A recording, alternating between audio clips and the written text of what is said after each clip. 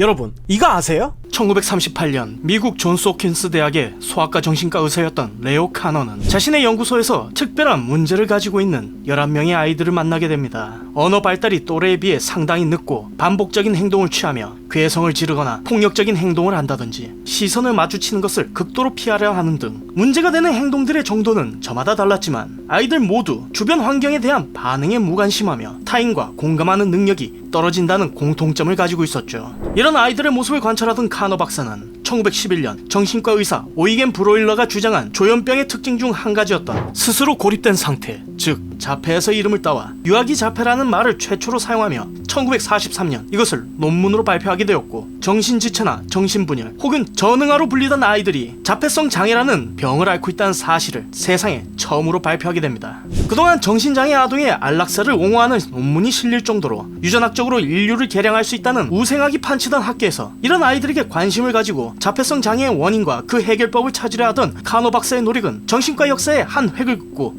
그 이름을 남길 만한 과업을 이뤄냈다고 할 수 있었지만, 카노 박사는 장애를 가진 아동의 부모들에게 씻을 수 없는 상처를 남기게 됩니다.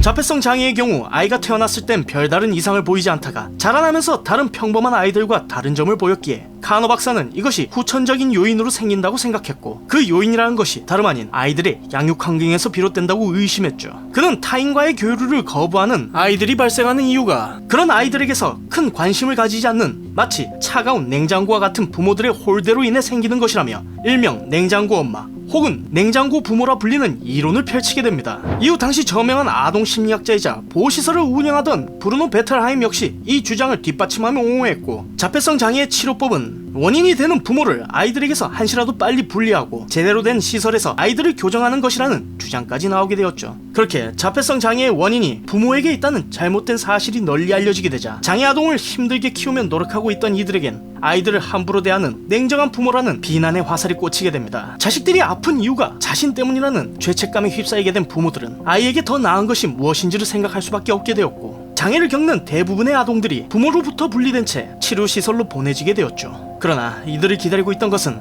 아주 끔찍한 경험이었습니다.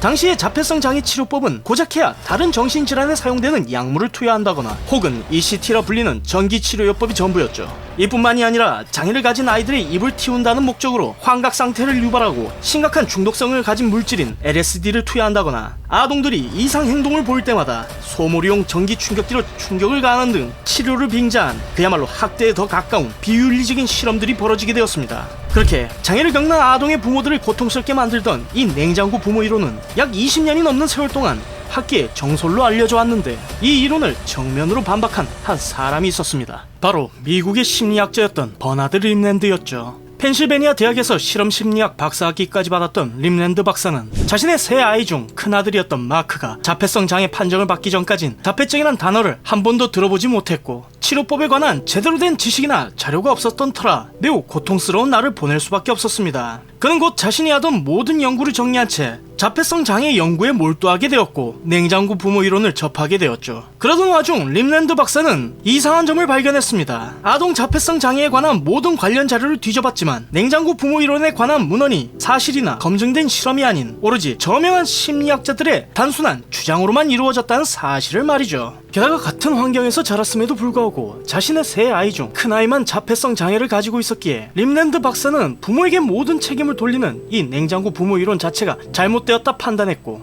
이에 반대되는 과학적인 증거들을 면밀히 찾기 시작했습니다. 이윽고 곧 시간이 흐르자 방대한 양의 자료가 쌓이게 되었고, 그는 이 자료를 정리해 마침 참신한 원고를 모집한다는 공고를 낸 한 대형 출판사에 투고하게 되었죠. 이후 그가 쓴 원고는 1963년 유아자폐증이란 이름의 책으로 엮여 자폐성 장애는 부모의 무관심으로 생긴 정서적인 장애가 아닌 선천적으로 발생한 생물학적인 장애라고 주장하며 당시 학계의 정설이었던 냉장고 부모 이론을 정면으로 반박하게 됩니다. 자폐성 장애를 최초로 세상에 알린 카노 박사의 의견을 감히 다른 분야를 연구하던 이가 반박한다는 점에서 그의 주장은 큰 비난을 받기도 했지만, 이후 림랜드 박사는 전미자폐학회를 결성해 자폐성 장애를 가진 아동의 부모들의 양육 사례를 통한 어마어마한 연구 자료와 임상 경험들을 바탕으로 냉장고 부모 이론에 관해 지속적인 반대 의견을 펼치게 되었고, 이후 1969년 카노 박사가 직접 학회를 방문해 자신이 섣부른 판단을 했음을 인정하며 이에 대해 사과하는 유의미한 결과를 얻어냈습니다. 이후 1970년대에 들어와 자폐성 장애가 유전자의 문제로 생길 수 있다는 연구 결과가 나오게 되자 냉장고 부모 이론은 학계에서 완전히 힘을 잃게 됩니다.